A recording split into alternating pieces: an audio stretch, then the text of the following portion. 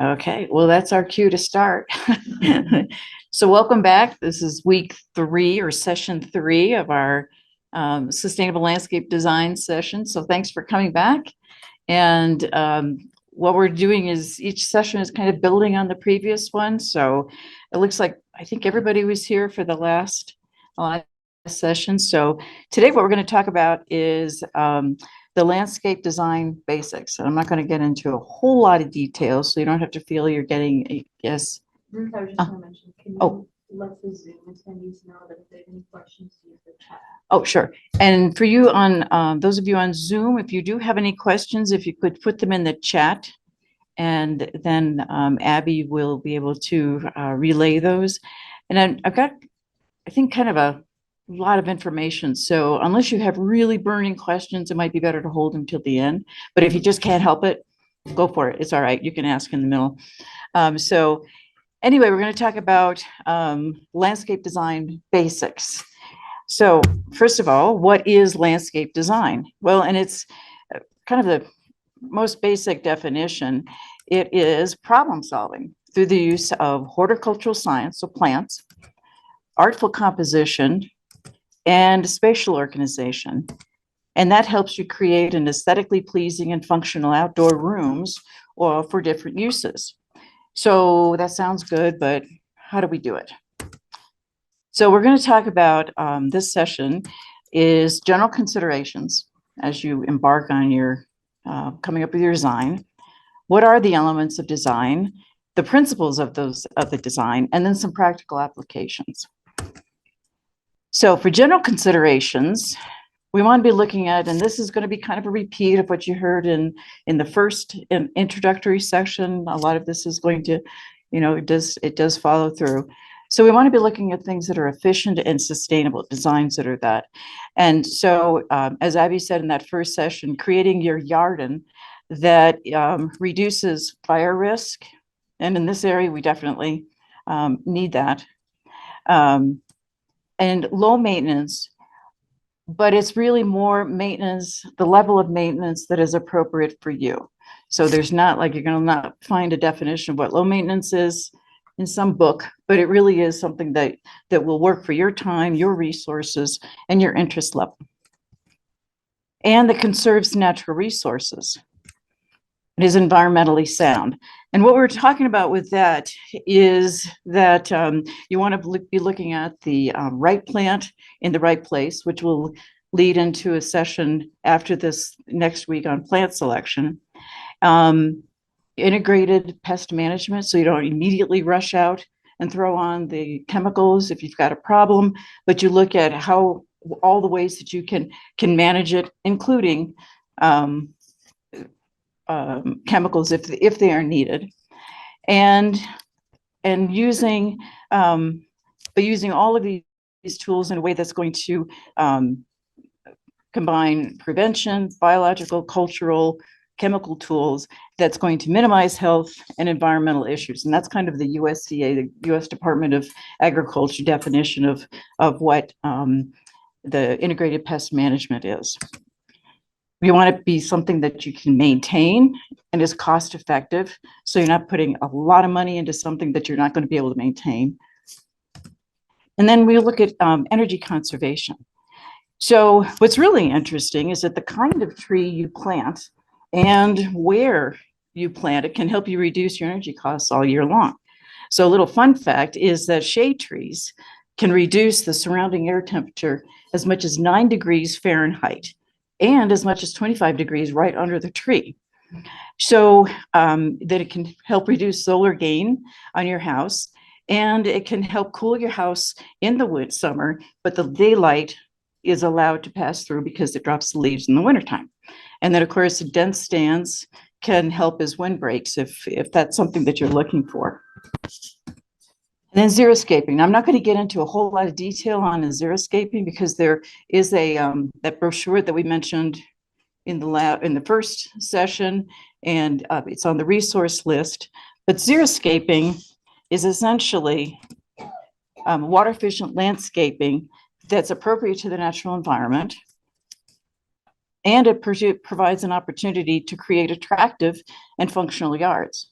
So with xeriscaping, there are the zones approach. So the zone that's closest to your house where you get most of the use is the oasis. And that's if you're going to have plants that's where you might want to put your higher water needed plants. And as you move out from your house, from your use areas, then you're using plants that require less water. So you're not watering the same amount everywhere. So the elements of design that we're going to talk about, these are the visual qualities. And they include line, form, color, texture, and scale. So I'll go through those each kind of a little bit of detail. So line is the thing, it connects and defines the space, it controls movement, adds interest, it draws you through the space, and it can be created with both hardscape materials, so pavements, as well as plants, the vegetation. And it has various shapes. So we have like straight lines, and often those are associated with more formal garden designs. Curved lines fit well with an informal design, and a curved line kind of leaves a sense of mystery because you can't quite see the whole space in front of you because your line is taking you around the bend. There is also the vertical and horizontal, and those move your eyes up and out or diagonal. And here's an example of some of these lines that are in the landscape. So you can have the round, trees are making lines. The sod line up in the upper corner is, kind of that kidney shaped, and you can get straight lines. And so this is where I was talking about with this picture. It's a curved line. The vegetation is reinforcing what the path is doing, and you can't quite see what's around the bend. So it does give a little sense of mystery. It kind of makes the space look larger when it may not be, but because you can't see the whole thing, you walk into this room and you see the whole room, except this little niche over here. So that's how these lines can really be fun to work with in your yard. Form. So form is a 3D mass of shape, and it is the most dominant feature of a plant. And so trees and shrubs have these various forms, and they're referred to as round or conical or pyramidal, weeping. And so they all have these different shapes. And really, I think the take-home message is to know about the tree and shrub forms is because often if you're looking up a plant, it's going to tell you that it's a rounded form or it's an upright form, and then it'll give you the maximum height and width at mature height or at its maturity. And what is important to know is if you have a little space, what's going to fit in it? Or if you have an oddly shaped space, what's going to fit in it? If you have this narrow border, do you want to have something that is really weeping or very rounded? Or is it something that you're going to want that's a little more contained? So that's what's really important with the form. And form is also from the hardscape. So as you can see, the pool that's hardscape, and there's probably around that pool, there's probably some paving of some sort. So you have these various forms, and the differences that you use with tree forms and the shrub forms and the landscape, the hardscape, that all creates diversity. So you're not seeing the exact same thing out there. So here's an example of some of the trees that I've found around here. This is newly planted in Ashley Pond. So this would be considered kind of a columnar. So it's kind of a narrow, it's not going to be a really wide branching tree, but it's going to be a little bit more upright. Or you have a rounded tree. This is definitely a pyramid shape. You can kind of tell that. And then the grasses also have their own, the shrubs have their own form. This is obviously a very vertical. And if you've seen, there are a lot of places that use this Carl Forster grass a lot of these in a row make a very striking vertical line. but you don't want to use that everywhere. You don't want to necessarily have this entire yard of yours with these real vertical lines, because then that's, where's your diversity? But it can be a really striking feature, and they're gorgeous plants. This is more of a spreading, horizontal and spreading. So it's pretty low. The scale, you can't quite tell there, but it's only about 2 feet off the ground, but it spreads. So it's a squatty little guy. And then, of course, the rounded chamisa. So just some ideas to get you thinking about form.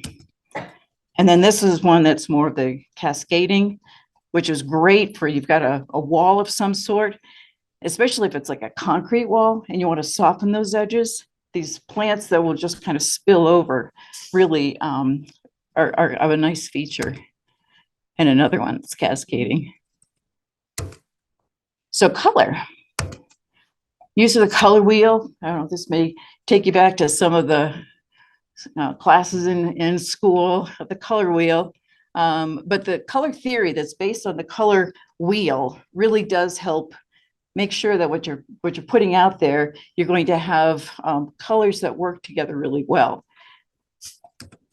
Its color is from hardscape and plant material. So your pavers, if you have stonework, as well as all your plants add lots of color.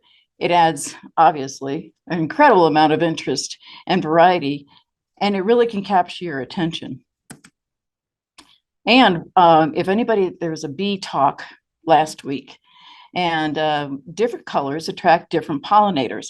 This, what you're going to see now, is this is definitely the Reader's Digest version, because we spent almost an entire hour talking about bees, and color was just, it's pretty interesting. But butterflies generally tend to prefer the whites, pinks, purples, reds, etc. And their least favorite, for whatever reason, blues and greens. And then bees are more attracted to the purples and the blues and the whites and the yellows. So this is in the demonstration garden over in town. And you can see this just, this massive color that's just so wonderful to look at. But it is a relatively temporary element. And it for a lot of plants, annuals tend to have a longer blooming period. I mean, they're only for a short time, but they can bloom throughout the season. Perennials generally will go for maybe a couple, 3 weeks. So you want to be thinking about succession planting. So when you're looking at your the catalogs, or you're looking at the plant tags, it'll tell you when they bloom. So you want to kind of have this mix. So you've got color going throughout the season that it's going to be pleasing to look at, and also attract all these, your great little butterflies and bees. And it also changes by season. This is, again, in the demonstration garden, and you just started to see the little tinges of oranges and yellow in there. So texture, this is great. This applies again to both plant material and hardscape.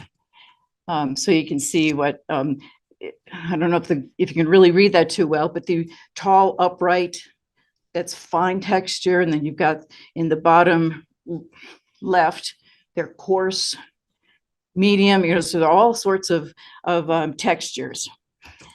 And it applies to both a hardscape, like I said. So it's terms like hard and soft. So you got the brick pavers and mulch, fine coarse, you got this beautiful little grass, and the big old sunflower. So that's something that the birds planted in my backyard, and it's got that big old thick stalk and these giant leaves, and they're kind of scratchy. So that's definitely on the coarse side. Heavy, light, rough, smooth, and this also extends to like bark. So bark has texture. This is a rough bark. Aspens are pretty much smooth. And the list goes on. You can come up with your own. So the mix of the plant and the hardscape textures creates this, again, emphasis, contrast, and does add a layer of dimension to the design. So scale. scale is the relationship of a fixed object or a constant. So a lot of it is based on human scale. So a person, a body.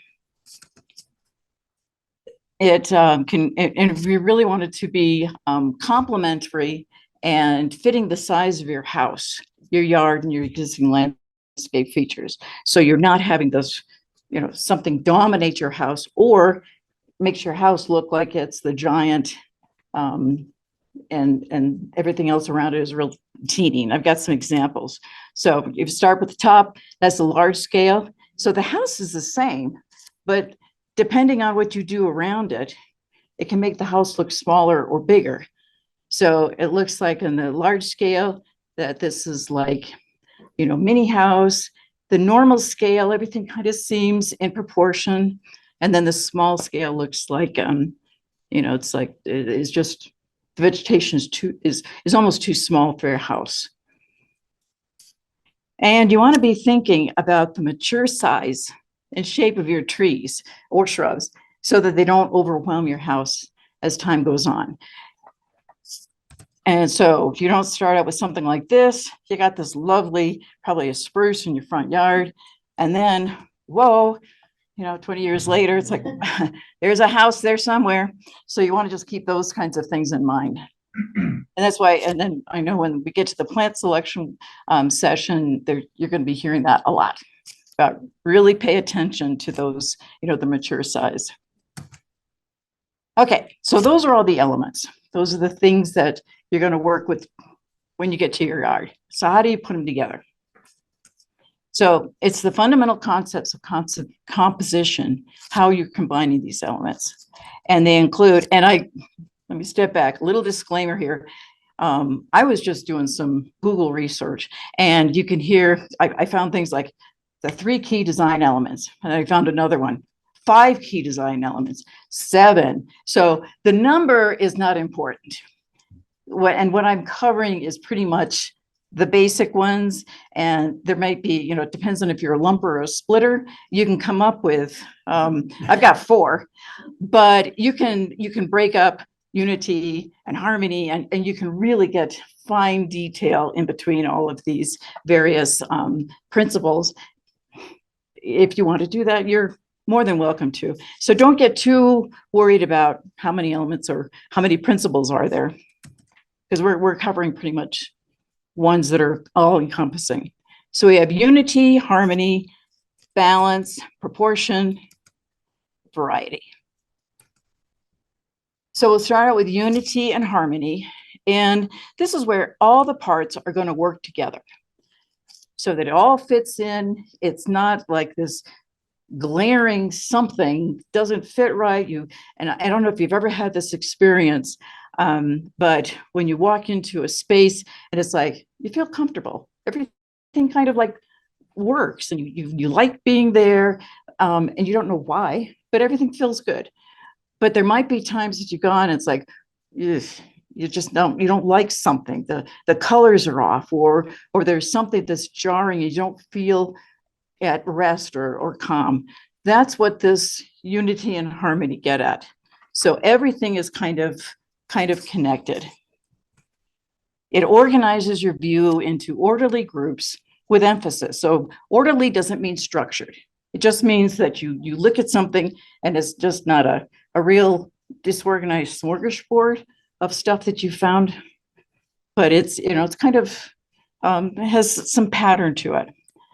So as I said, it's a unified whole rather than just like this random, you toss out something here, you toss out something there, and hope for the best. You want to be putting a little bit more thought into that. And repeating plants or textures or colors within the mass, and then repeating the masses, it does help give some structure and unity, and it ties things together. And here's an example. So you've got this swath of green. Okay, this may not be necessarily something we're going to do here, but the idea is you have this swath of green, and then so here you have a curvilinear line.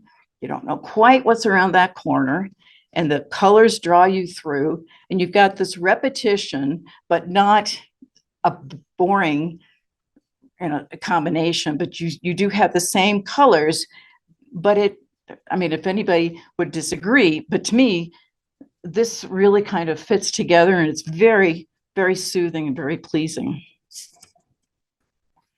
So we'll move on to balance. So balance is using mass, color, form to create equal visual weight, but not necessarily the same thing on either side of a center of interest. In an example, you've got your house entrance. So this is a very symmetrical. You've got your house, door, and then you've got the same vegetation on either side. You know, it cascades down, you know, scales down. And then you've got, this is the asymmetrical. So they're not the same, but the height of the tree and a couple little shrubs over on the right side of the tree is balanced by a bigger mass of lower shrubs on the other side. So the symmetrical is oftentimes, again, more associated with a geometrical, more formal organization. If you think of some of the chateaus and the formal English gardens, not the cottage gardens, but you know, where you got the real structural layout. That's kind of more what a symmetrical look will do, whereas this asymmetrical is a little bit more informal. And the other thing that it's not really written rule, but nature is and it's on its own. Nature generally tends more towards the asymmetrical side. So when you're thinking about planting, lots of times, if you're putting out a shrub or perennial, think in numbers of like 3 or 5 or 7, you know, odd numbers, because they tend to read as a group, or you could balance 3 of something with 1 of something. You know, so you have this odd number of plants. They balance each other, but they still read as a whole. If you start putting out even number things, your mind kind of like doesn't see even numbers as a whole. You tend to want to divide those because you can divide even numbers. So I always like to just do things in 3, and then you get something that's kind of substantial, or 1s. Okay, so then there's proportion. And that's the size of an object. It's very closely related to scale. So scale was a relation of something to like a human body or your house. It's relation to a static, constant thing. Proportion, on the other hand, is the size of an object in relation to the surrounding objects within which it is connected, or to the entire design. It's how an object fits in the garden space. So this is again an idea from the demonstration garden. And I think the proportion of the fountain to the low shrub is nicely balanced by the higher, taller shrubs, different forms around it. And then you've got that columnar pyramidal shrub in the back. So everything is kind of in proportion. There's nothing that is like, you know, just too big or too small. It just kind of flows together. Then we get to variety. This is providing contrasting shapes, colors. We've kind of talked about this before, the shapes, colors, textures in both the hardscape and the plant materials. The landscape feels cohesive. So you've got a diversity, you've got a lot of visual interest, but it hangs together to keep things interesting. And so here, again, this is at Ashley Pond, and you've got a whole lot of stuff going on there. A lot of textures, a lot of forms. You've got the rock edging of the concrete, but then you've got, again, you've got the vertical grass, but it all is, you know, kind of lots of variety, but there's also the repetition. So your eye isn't just totally confused. You kind of just take that all in, and it just seems to blend well. And then, of course, you want to add whimsy. I call it whimsy. You want to add interest by just using different materials out there. And who doesn't love a good garden gnome? So the function of plants in landscape design, we're going to kind of getting finally closer to applying what we did 2 weeks ago. Function of plants, they're aesthetic. They create a visually pleasing environment. And this is both, shrubs, trees, grasses. They're structural. And if you remember back the slide where we had the, at Ashley Pond, the path curves around, and then you've got the railing that reinforces that line, and then the grass that reinforce that line. So plants will help organize as well as define your spaces. And it's utilitarian. So they can transform the environment for the comfort of whoever's going to be using the space. They can act as physical or implied visual barriers. So think about shrubs that are, have the thorns on them. Those are definite barriers. But if you have other shrubs that don't have the, the actual, pokey stuff on them, they can still be a visual barrier. And they kind of help define that, okay, this is, especially if you have like a grass or a paved area, and then the grass or the shrubs are around it or grass is around it, then they do help, define that, this is the edge of your pavement, and then the rest is maybe where you don't want people walking. They provide food for your homeowner and wildlife. And I found this firsthand this past summer. I've got 3 New Mexico privet native shrubs. If you're not familiar with them, they're great. They need their space, and you got to kind of show them who's boss when they start getting a little too big. But and it's also one of those plant in 3 because their sexes on each plant. So you want to plant 3, so you have a pretty good chance that you're going to have the one of those is going to be a female that you'll get your seeds. So I have these 3 New Mexico privets in the front, and for whatever reason, this year was a bumper crop. I had berries like crazy. The limbs are falling, kind of bending over. And so I started pruning, and I thought, I better leave the seeds because the berries, the fruit, because bear birds would come in and they were just chowing down on it. And then we were gone for a couple of weeks. And so I didn't have my feeders out, and I was kind of worried about the poor birds. And I came back, and the privets are pretty much stripped bare. So while we were gone, they were having a heyday in the shrubs, and it was great. So you're another plug, I guess, for using native shrubs is that there's lots of benefits for not just you, but for the wildlife. And then, of course, they prevent soil erosion, and they can control noise and odor. So finally, we're getting to practical application. So give your plants room. Again, that mature size. Planting beds really need to be, say you've got a fence and you want to plant along in front of it. Give them at least 2 feet, if not 3. That's an absolute minimum, because then you don't have this itty bitty teeny tiny narrow space, and you're trying to put some shrubs in there, and you got these little dollops of things because you don't have wide enough space. So give them room. Color and texture can affect visually the distance. It changes the perceived size of the space. And again, I go back to the slide where I had that the curved path. You don't know quite how big is that space at the end of that path.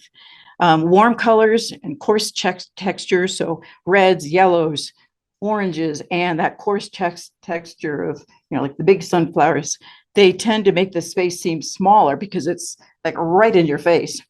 But cool colors, fine textures sort of recede into the background, and they can make your space seem a little larger. And it's not that you're going to be necessarily conscious of all of this, but it's more subconscious. And it kind of goes back to what I was saying earlier about how, how comfortable and at home do you feel in these spaces. And to fully appreciate a garden, again, walk over to the demonstration garden, really think about all the senses, sight, sound, taste, touch, smell. And the demonstration garden does have some great examples of that. And another little fun thing to do is when you are trying to lay out your beds, I find laying down clothesline or a really flexible hose. You know, it's really, it's one thing to draw it on paper, but sometimes I just like, you know, scratching it on the ground, because then it's like, I don't like it quite like that. I can move it out a little bit. So before you commit to starting to dig in your line, you know what it's going to look like. Yeah, that's the shape I want. So get some clothesline, have some fun. And yeah, just experiment. Learn from mistakes and your successes. You're not going to have all or none. I mean, you're going to have a mix of both, but learn from them and mainly have fun. So before we go into, I want to take what we did 2 weeks ago, the site analysis assessment, and move it forward. Are there any general questions that you're totally confused, or yes, it makes sense, or okay. So in step 2 and 3, we did the inventory and the assessment.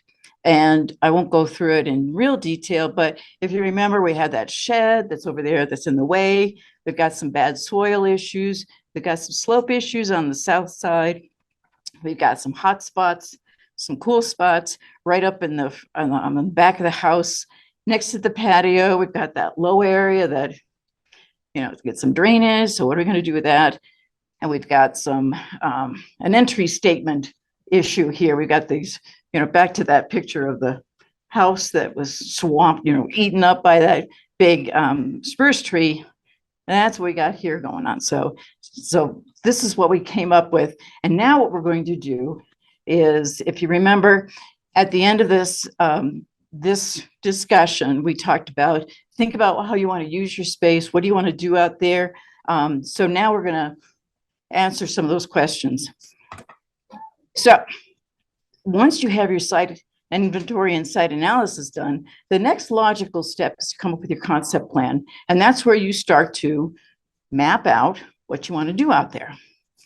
So it can look something like this. This is pretty rudimentary, but you got your house, the patio, the driveway, and blobs.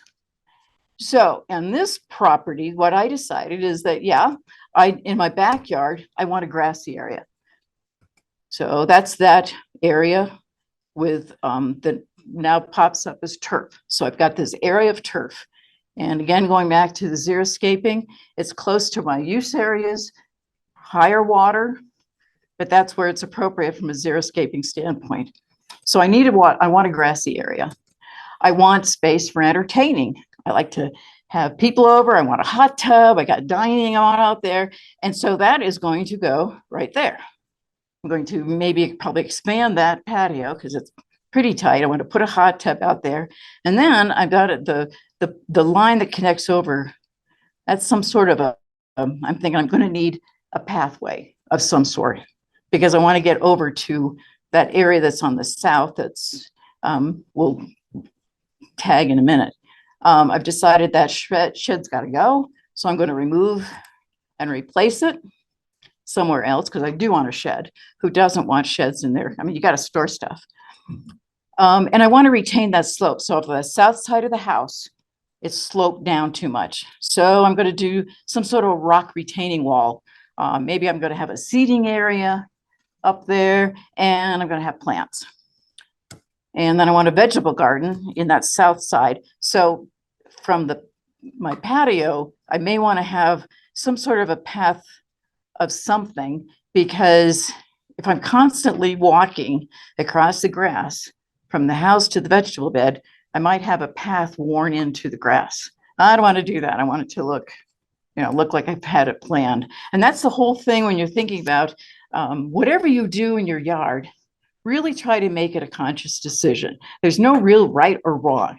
Whatever you're doing is for your personal taste, for your style, for what makes you happy. But just really try to think through everything so that it's not just a whoops that you don't really want to live with later on. So it's just a matter of really thinking through. I want some sort of storage outdoors. You know, I've got my plant soil. I've got,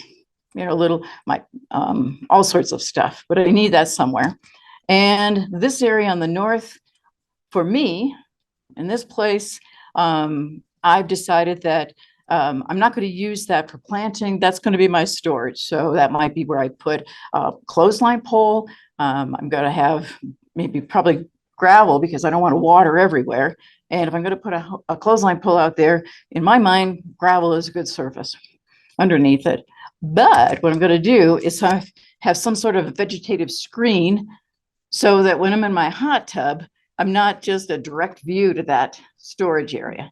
So, but then also think about, yeah, but I'm going to have to get across the storage area, my gravel, into my yard to mow it. So think about the connections. That's where the line element comes into play, so that you're all of a sudden, you're not hitting a dead end, that you have to get someplace. So just think about circulation all throughout your yard.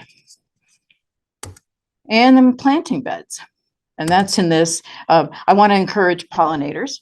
So I'm going to be thinking about color and the plants, and birds are also pollinators. So I want to be thinking about what food are they going to need when I'm gone. I can't put my bird feeders up all the time. I want to have screening because if you remember, I've got neighbor windows up on the north side. On that north or the southeast side, I had that big old floodlight that was really disturbing to nighttime enjoyment. I want some shade, and I want to create some wildlife habitat. So that's what I'm going to be thinking about as I come up with my what plants I want to put in my planting bed. And water feature, why not? I'm going to put out there, I want to have a water feature, and it's going to go right up there. And what's up there, if you remember, those are where I've got some really nice views. So I've got some nice views off the property, and that might be a good place to have some sort of a water feature. If I want to do a pond at this point, I don't know what I'm wanting to do, but that's where I kind of like it. And then it extends, if I'm sitting there on my on my patio and we're having a nice party, it gives you something to look at over there. So all of your views aren't right focused around your patio, but it kind of extends and it really takes in and uses your whole yard. So that's the backyard. Front yard, this is where we had the overgrown shrubs, the real spotty turf. So I want to enhance that entrance. And that's where the hashed lines are to the, right below the house and next to the driveway. And then I'm going to have some more of those planting beds, that kind of a light yellow, light green. That's all planting, that's hash line. I've decided that I want to do native planting and no turf out there in the front. So this is where that's not so much of a big use area. So I'm using more water conserving plants out there, but I'm still going to get the variety. I'm going to get color. I'm going to get diversity. So it'll be interesting, but I'm not having a big swath of grass there because I want to focus that effort, those, the water resources back there. Now, this is just fictitious. This is theoretical. So it's to give you ideas on, or just to help you see how you take your site inventory and assessment and you turn it into a concept plan. It doesn't mean that this is going to work for you, obviously, but I just wanted to, give you some suggestions. So a concept plan may be as far as you want to take it. If you are pretty comfortable gardening and you don't want to have everything really laid out in infinite detail, this may be as far as you want to go with it, because it's like, yeah, I know what I have in mind. I can get my clothesline out there and I can lay out that line for where my turf's going to end and the planting is going to be. And this may be as detailed as you want to take it. However, if it is a little more elaborate, you're not going to be doing the work on your own. You may need to take it to the next step, which is, this is improved entry with my seating. I want to have some seating out in the front because I like watching the world go by. So I want to have some seating out there, but it's going to need some work because I can't do it with what I have right now. So that's to think in the future. That's where I want to go with that entry in the front. So the next step, if you do take it past the concept, is to go to landscape plan. And this takes your concept and it translates it into an actual design. Things are dimensioned out. It's basically a bird's eye view, more detailed than what the concept plan is. And it does help you visualize your end result. And so it could turn into that, something like this. And so what a landscape plan will do is it's drawn to scale, and I will quickly add, this is not drawn to scale. And this is for illustration purposes only. Your landscape plan, if you're going to go to the effort or go work with somebody to get the, to the effort of doing a landscape plan, it really has to be to scale. Because when I was just putting this down, it's like, I think this looks about right. The size, proportion. So this is, like I said, purely illustrative, but you do want to make sure yours is to scale. So if you look, it'll also calls out detail. So for example, and this is not a complete landscape plan, but it does, have some of the general things that you would include. So for example, what just popped up over there, that's a rock wall. And then you would have, if you get further, then there's going to be a detail that shows what that rock wall is going to look like, how it's going to be constructed. Is it going to be stone? Is it going to be rock? Concrete? What is it going to be? I'm also calling out boulders there in the front. Boulders are a really great element to use in your landscaping. I'll get to that in another couple slides. And what a landscape plan does when it's drawn to scale, it ensures that the size, the scale, the layout, all of that has been thought through before you put shovel to ground, so that you know that what I've drawn there is actually going to fit on the ground, and the planting bed that I have from the edge of the turf to the fence back there is at least that 3 feet wide. So you want to make sure that everything that you want to do is going to fit on your ground and fit around your house before you get out there and it's like, oh, that's not going to work at all. That's not a good position to be in. So that's what a landscape plan drawn to scale helps. And it also helps you prioritize the work and resources. So what are you going to do in the short term versus long term, and in what order do you want to do your work? And then who's going to do the work?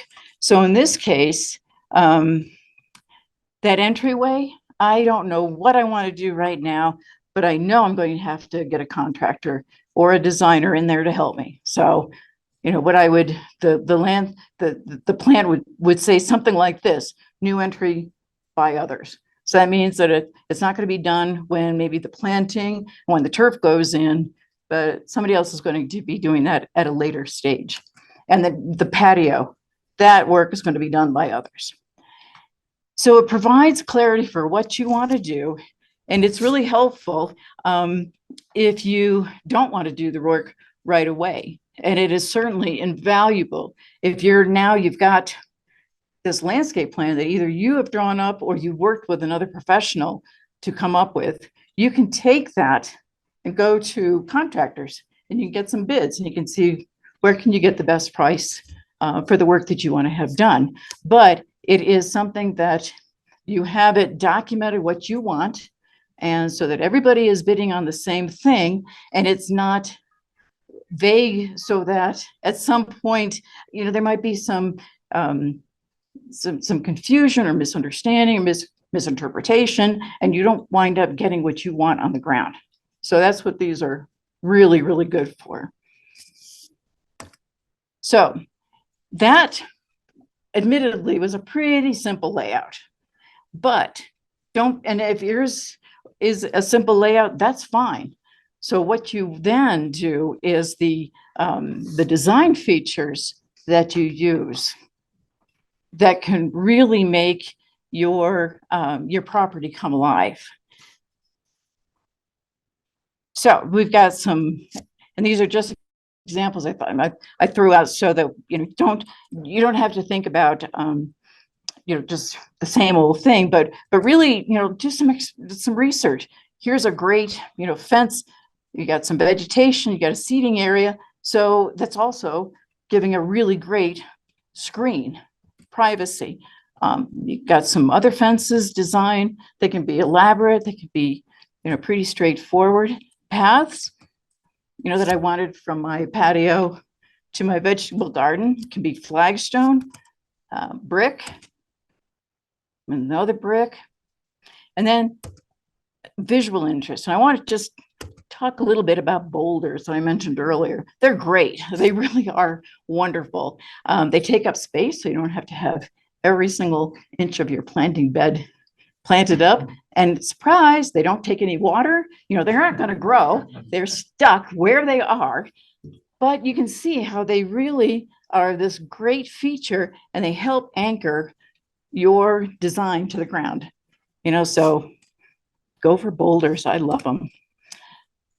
Now, with design feature, another one is the raised beds. And we've been, maybe you've heard a lot about raised beds. You've seen them. They do add visual interest. And here is that peak. It's a really beautiful stone. They've got 3 sections like this. And what's really cool about these, the docent that was taking us through the gardens, they were designed, they're about probably 18 or so inches high, a little bit higher than a chair seat. And she was saying that they're great for people who don't want to get down to the ground for whatever reason. So you can sit on the wall, and they're about 4 feet wide, and they're enclosed, or they go around so that you sit on one side and you can reach halfway into the bed, do your work sitting there, and then you go around the other side and you get the other part of the garden. So raised beds can be really nice feature. Here in front of the library, there are the raised beds. And in the demonstration garden, we have yet another kind of raised bed. So there are advantages for them. You may have fewer weeds, but you're still going to have to weed. That's kind of a constant.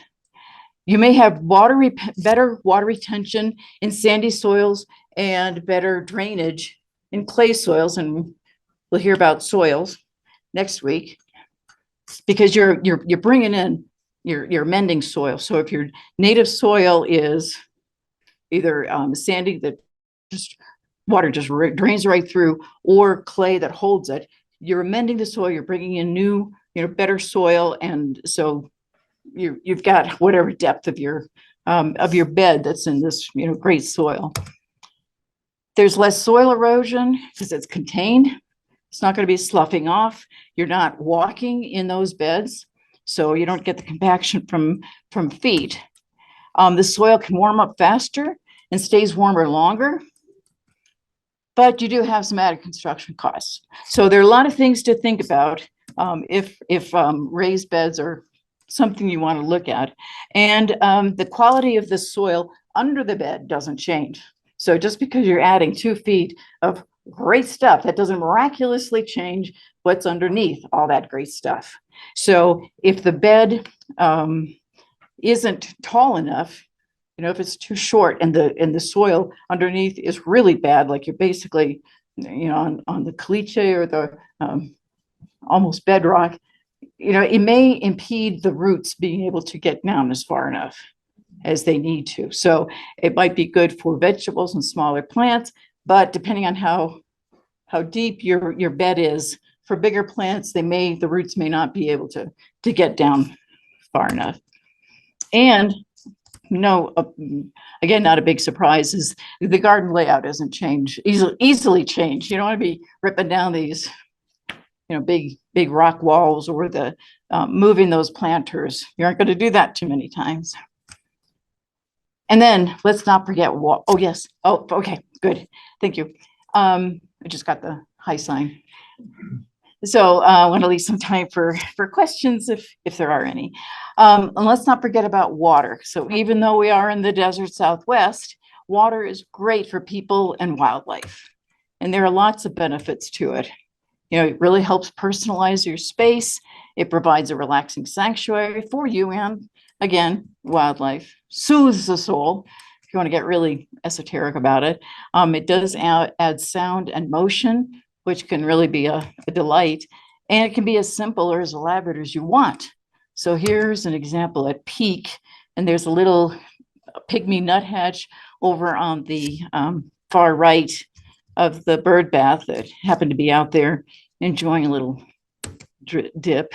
And then the pond that's just next to the bird bath at peak. This is a do-it-yourself I did, and it's an electric pump. And I was out there one day, and it has a little fountain, so a lot of the water movement, which really attracts birds. And I realized that I had a flock of 4 little birds out there enjoying it, which is another thing. You're doing all this effort in your yard. Take time to just sit and enjoy it. Don't wait until it's finished, because I'm firmly of the mindset that it's a journey. It's not a destination. And because once you get there, it's like, oh yeah, I got to go fix that place. So it's definitely a journey, but don't wait till it's all done. In whatever stage it is, be sure you go out there and you enjoy what you got. And then as far as this is also peak. I don't know if you can hear that. Yeah, maybe I'm sorry, the demo garden. Yeah, but I don't know if that sound really comes across well, but it's really fun out there. They've got this great fountain and that sound. So if you want to have some aspect of that, it's great. So I have a sign in my garden. And it says, if you can't read it, gardening forever, housework, whatever. And that's definitely my philosophy. So as you are going out and on this journey to create your dreamscape, I hope you find what speaks to you and that you have a fun and rewarding journey. So what's next? Gets into the real fun stuff. Next week will be soil preparation. So this is where you will figuratively start getting your hands dirty. And it'll be the same time, 6 p.m. here. And then after that, our sessions will move down to White Rock. So these are some of the resources that I used, and they will be on our list of resources that's available when this whole workshop is posted online.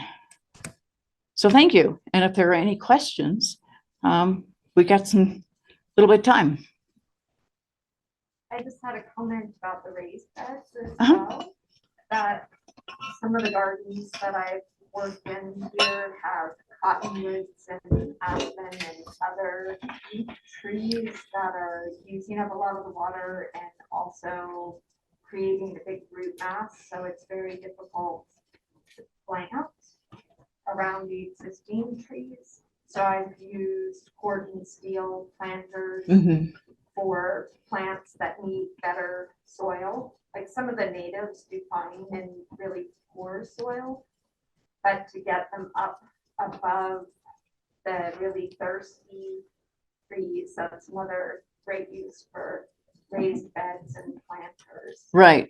And so for those of you on Zoom who may not have heard that comment, another benefit for raised beds is if you have trees like the cottonwoods and others that are just water hogs, basically, and they've got a big root mass and you can't dig and put anything in around their roots, then we've got a landscape designer here who has used a steel, the self-weathering steel, to make the planting beds, and you can get those plants up above all of the really water consumptive roots and get out of the way, and they're allow you to make, get your plants in and not conflict with the other roots. Get the planters up about this far. Right, yes, maybe 6 inches. Right, yeah, so. They're clever.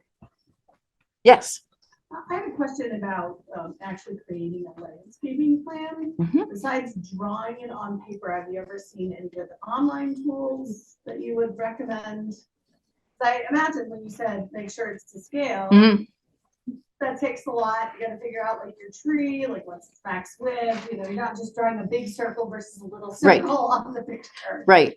So any good Sure. online things? Yes. And the question was talking about landscape plans. Are there online tools or resources to use so you can actually draw it to scale on the computer as opposed to just getting a piece of paper and doing it by hand? And yes, there are. In fact, I was looking up some and I was just Googling landscape plans, site plans, and so you can go in. There are a number that are actually, there are some that are, they're pretty basic, but they're free or some, nominal charge for them. And then you can go more at higher end. And so of course, those will be a higher cost. Or you can hire somebody to help you do that. And then the great thing about there's no one size fits all, and there's no most people are not going to the professionals aren't going to necessarily have a cost to produce a landscape plan. It's going to be based on, and I should let Dana answer that, but there's going to be a cost, maybe an hourly cost, and you can kind of discuss what your budget is and how much you want to put into this, so you can really kind of tailor it to what your resources are and what you want. But yeah, there are online computer programs that you can use, and those are definitely a lot easier than doing it by hand. Because then if you don't like the tree where it is, instead of having to erase it or rip off another piece of paper, it's like, delete, and it's gone.